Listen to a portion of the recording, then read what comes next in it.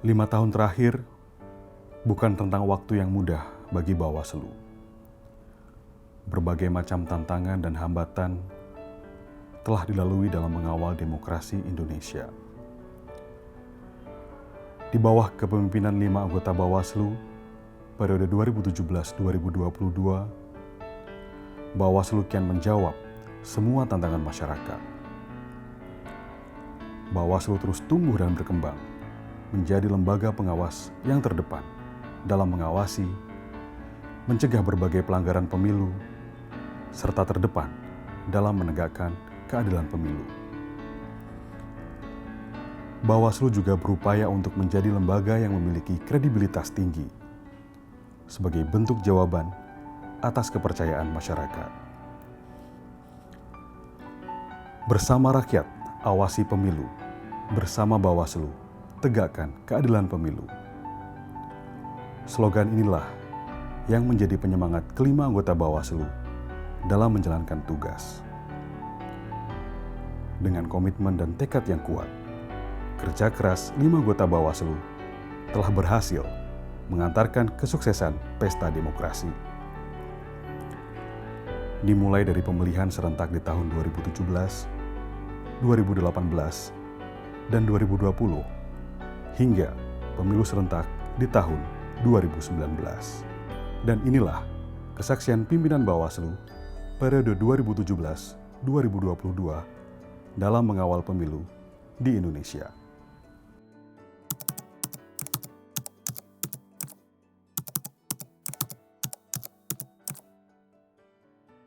Setelah selesai daripada Bawaslu adalah kembali ke dunia akademik, mengajar, meneliti, kan dalam konteks hukum tata negara kan sebenarnya kan bisa banyak ya. Dan pemilu kan adalah salah satu bagian daripada hukum tata negara. Dan kalau kita lihat pemilu yang selama ini kita lakukan sebagai anggota Bawaslu banyak masuk ke dalam teknis kepengawasan kepemiluan, memberikan pendapat dan masukan bagaimana proses pemilu dan demokrasi. Tapi itu kan satu bagian dari rumah besar hukum tata negara. Saya udah lama ya meninggalkan kampus, kurang lebih 10 tahun lah selama berkiprah di Bawaslu. Ada rasa rindu juga untuk kembali ke sana. Jadi rencananya sampai saat ini sih mau kembali ke kampus, tapi karena kecintaan saya kepada Bawaslu, kegiatan-kegiatan mungkin nanti yang terkait dengan penyelenggara pemilu, pengawasan pemilu, saya akan terus ikut terlibat. Tentu tidak secara langsung lagi sebagai penyelenggara. Saya akan selesaikan dulu ini sesuai dengan dulu waktu pelantikan SK ya, nanti berakhir pada 11 April 2022. Pasca itulah nanti tentu saya akan menentukan setelah itu mau kemana itu kan, apakah masih di dunia penyelenggara pemilu atau mau kembali ke habitat asal saya sebagai lawyer ya, itu kira-kira, atau mau jadi pengusaha atau mau jadi petani kan itu.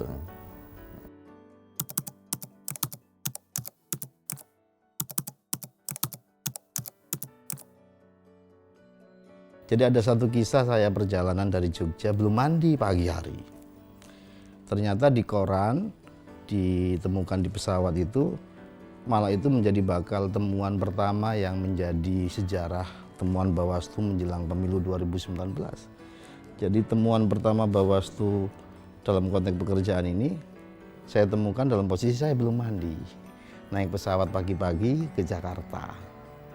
Dan itu jadi hal baru dalam perjalanan pengawasan kita. Masa pengawasan 2018 itu saya belum dikenal, mungkin 2018 awal sebagai anggota Bawaslu. Sampai saya ke Panwasjam itu masih dikira orang lain.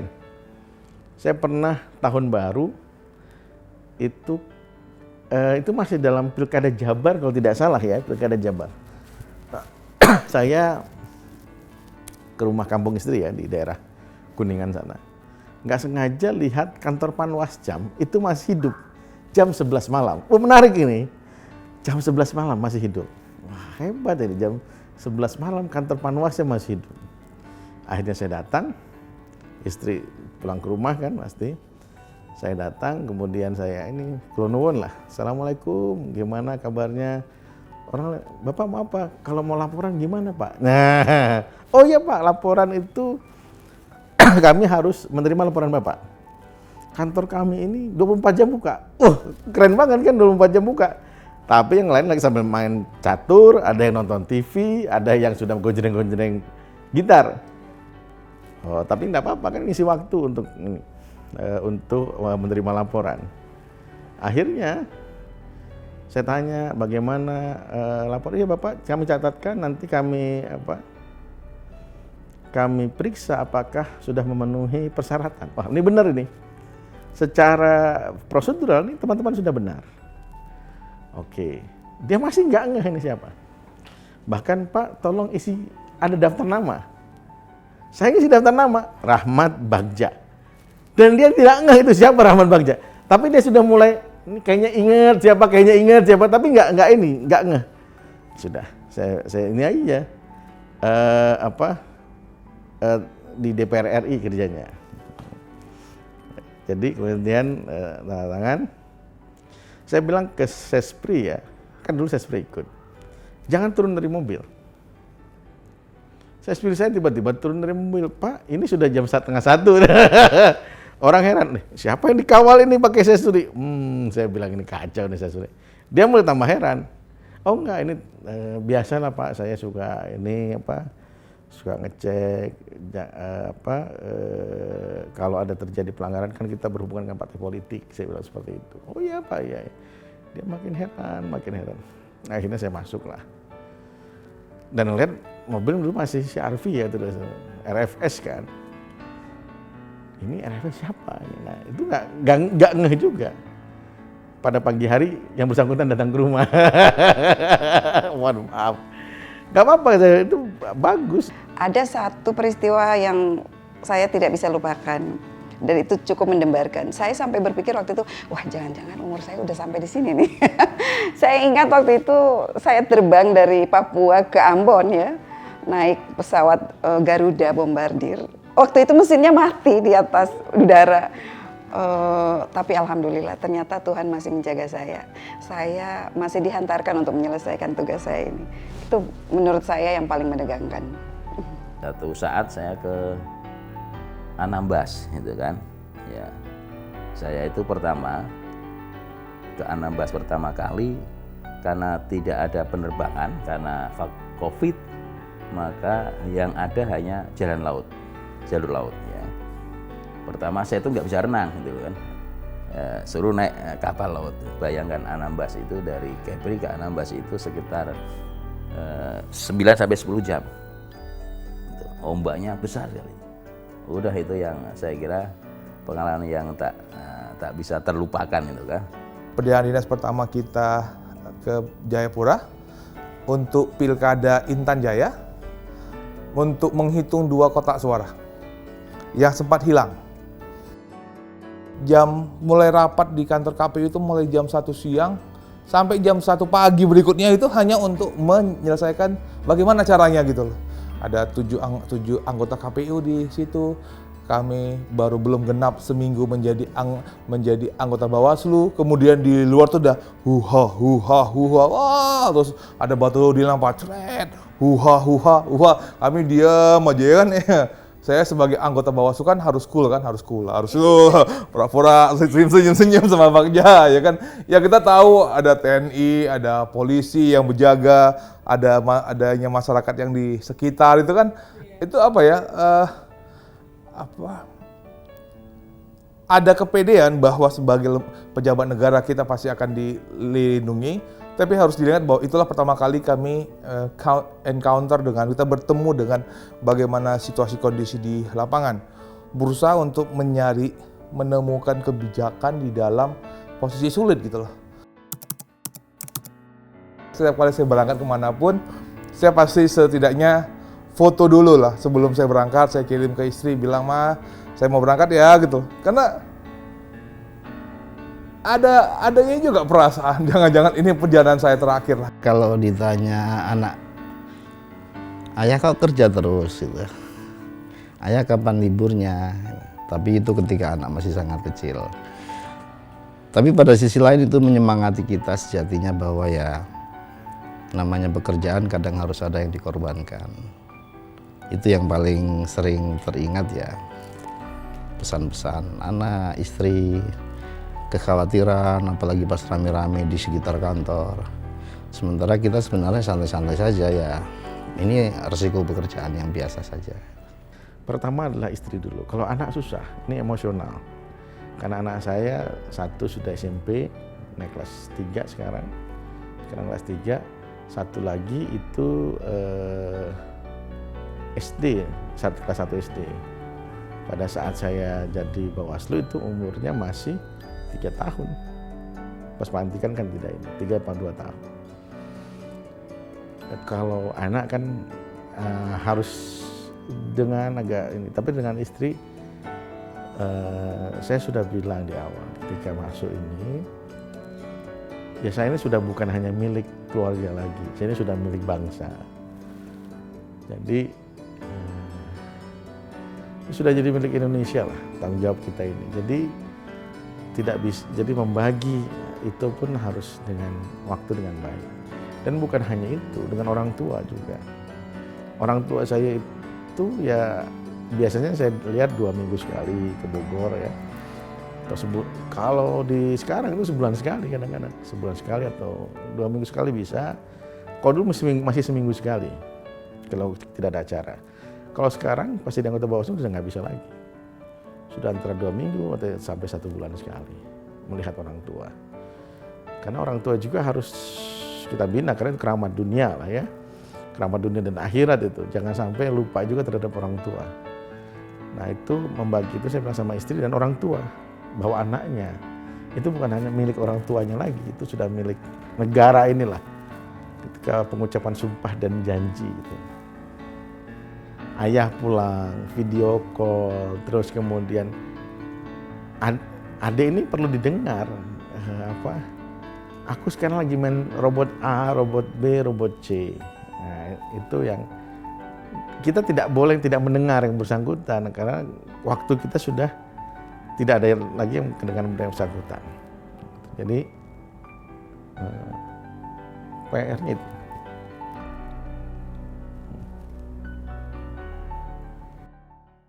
5 tahun waktu yang cukup panjang. Saya tidak punya banyak waktu untuk menemani suami, anak-anak. Tapi saya bersyukur mereka sangat mengerti dan paham bahwa apa yang saya lakukan ini adalah untuk bangsa dan negara. Untunglah sekarang komunikasi bisa lebih mudah ya. Kalau mereka ada masalah, mereka bisa konsultasi lewat WA atau telepon. Tapi pasti berbeda ketika saya bisa ada dengan mereka, memeluknya, memberikan mereka kekuatan, ya.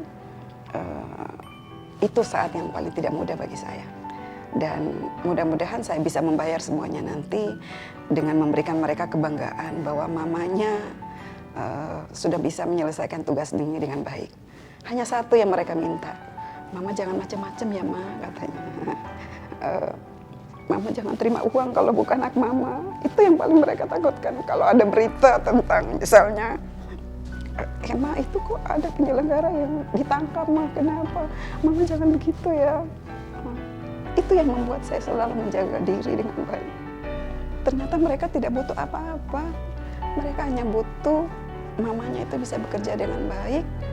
Dan mereka tidak tercederai kehormatan mereka memiliki seorang ibu, mama yang bisa membuat mereka bangga. Itu yang membuat saya tetap kuat dan bisa menjalankan tugas ini dengan baik.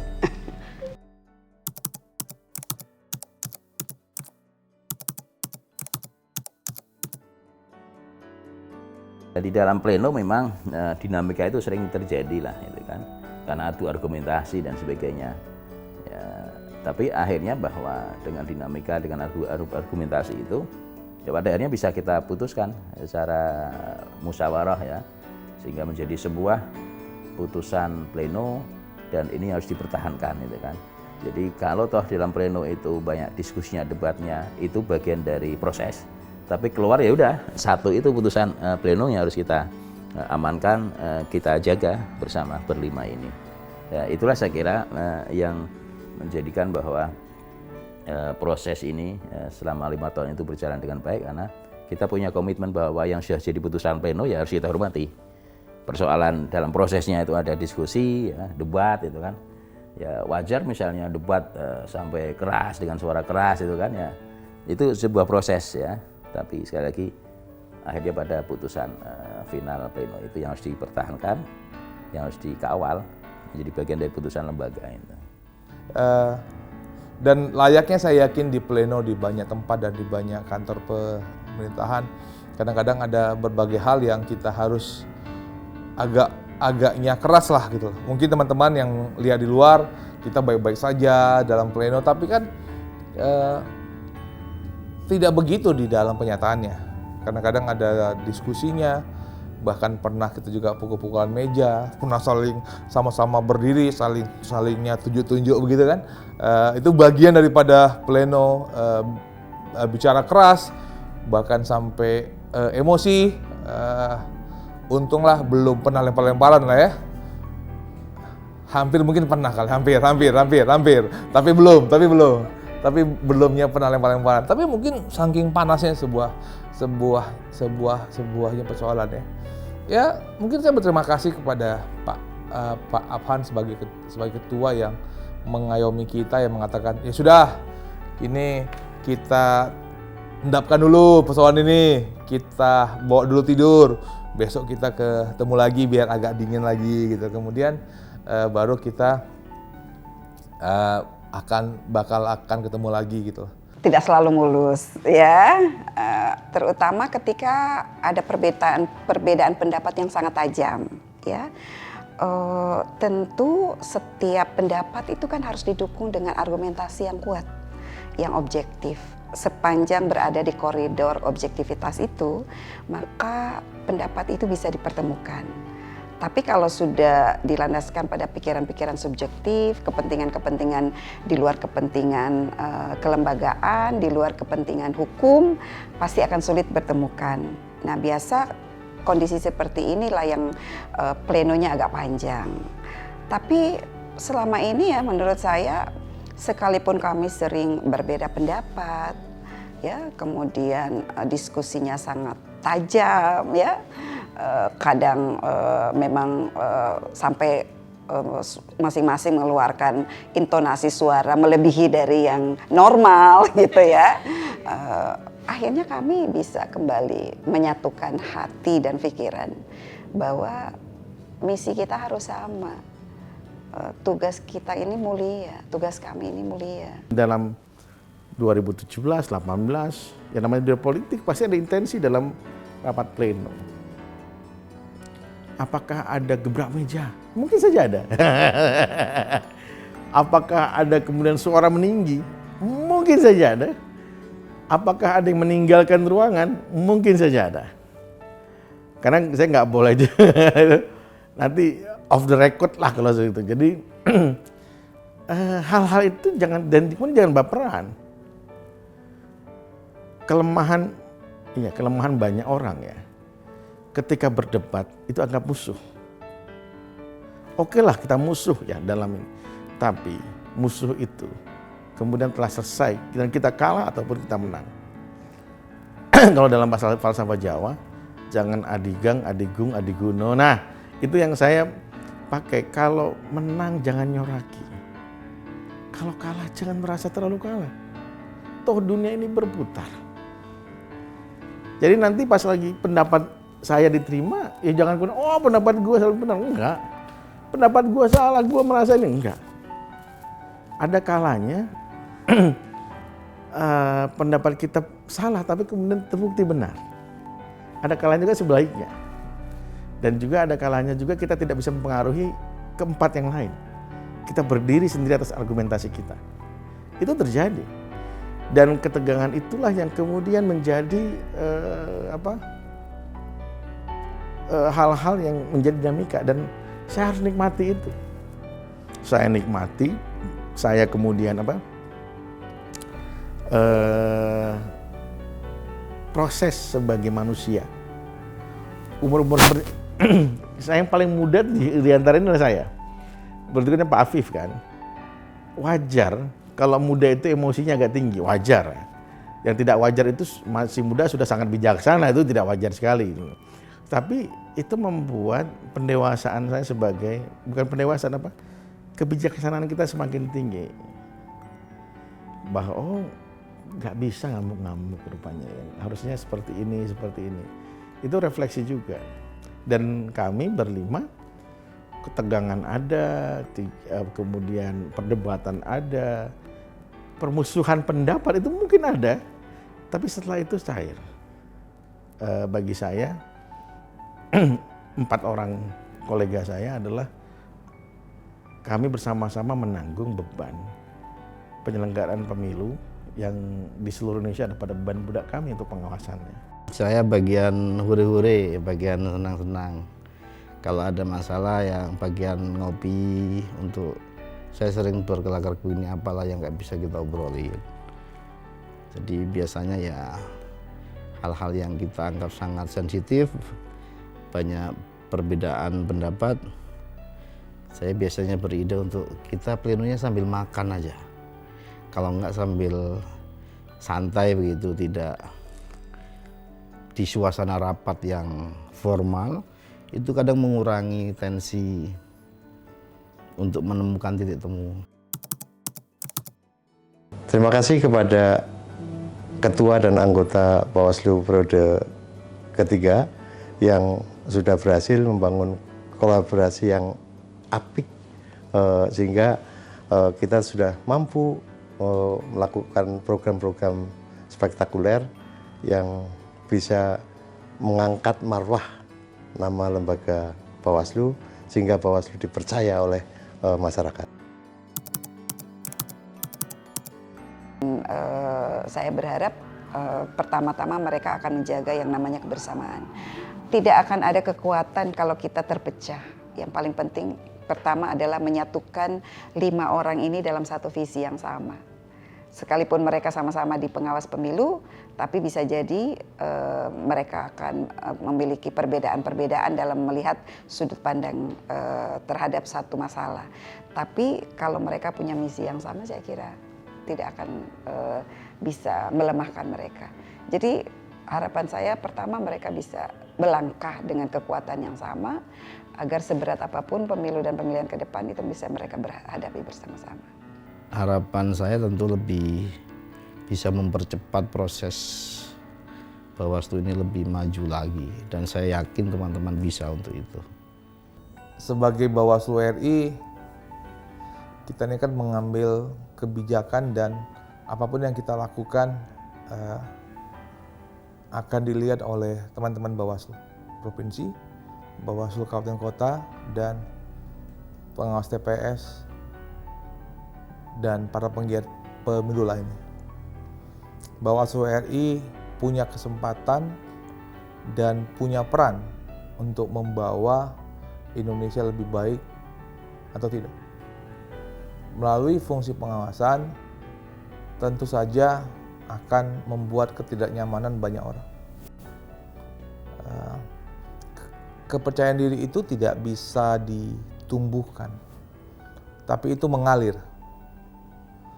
Kalau kita punya pimpinan yang punya kepercayaan diri, itu akan mengalir kepada teman-teman yang lainnya. Membuat mereka mampu untuk melakukan apa yang harus dilakukan. Tetapi kan kepercayaan diri itu tidak muncul secara sebentar, tapi dia muncul secara beriring dengan waktu. Jadi, mari membangun kepercayaan diri yang sehingga bisa diikuti oleh teman-teman kita di jajaran bawah. Ada beban besar kepada seorang Rahmat Bagja, seorang Toto, seorang Herwin, seorang Puadi, dan seorang Loli Suhenti. Beban berat itulah yang kemudian mereka harus lanjutkan. Jadi tidak kemudian setelah seleksi ini selesai, enggak. This is the beginning of journey. Inilah awal dari perjalanan kita dalam membangun demokrasi di tingkat nasional. Semoga teman-teman mengingat falsafah Jawa lagi kita kutip, ojo dumeh, ojo kagetan, itu jangan kagetan. Ke depan banyak hal yang akan merintangi kita dalam membangun sebuah ikatan persaudaraan. Akan tetapi yakinkan dalam diri dengan niat yang baik, semua dengan niat yang baik, kemudian ikatan juga yang sudah kita mengenal satu sama lain, karena 4 orang ini adalah dari Bawaslu Provinsi. Insya Allah 2022 akan meniru 2017-2022, bahkan lebih baik dari itu. Karena walal akhiratu khairul laka minal ula. Sungguhnya yang terakhir itu harus lebih baik dari yang awal. Yang membangun fondasi harus lebih baik daripada yang membangun fondasi dan daripada yang membangun tanahnya. Jadi inilah yang kami harapkan terjadi di 2022 yang akan datang. Sekali lagi terima kasih kepada periode 2017, tidak berterima kasih pada diri sendiri, tapi terima kasih pada periode 2017-2022 atas segala pengorbanan dan segala perjuangan yang kami lalui, yang kita lalui. Semoga Tuhan Allah Subhanahu wa taala memberkati kita semua dalam segala langkah perjuangan pengawasan di Republik Indonesia ini. Tetap menjaga integritas, ya, kemudian kerja harus profesional, kemudian kemandirian itu harus menjadi pegangan bagi pengawas pemilu, bagi Bawaslu, karena kemandirian adalah sebagai modal utama, karena wasit itu harus mandiri, ya, harus mandiri, profesional, independen. Itu harapan yang saya harapkan kepada kawan-kawan yang hari ini sudah terpilih dan akan melanjutkan periode berikutnya. Mudah-mudahan mereka bisa mengemban amanah dengan sebaik-baiknya, karena saya kira tantangan pemilu 2024 sangat berat. Maka tentu tadi profesionalitas, ya, independensi dan integritas, mandiri itu menjadi penting. Bravo Bawaslu. Tegas, Berani. Sikap. Rumah. Selamat jalan 5 anggota Bawaslu periode 2017-2022. Terima kasih atas segala dedikasi yang telah diberikan. Perjuangan belum berakhir. Kini Bawaslu akan terus tumbuh dan berkembang. Di bawah kepemimpinan 5 anggota baru, sepak terjang Bawaslu akan tetap berkibar.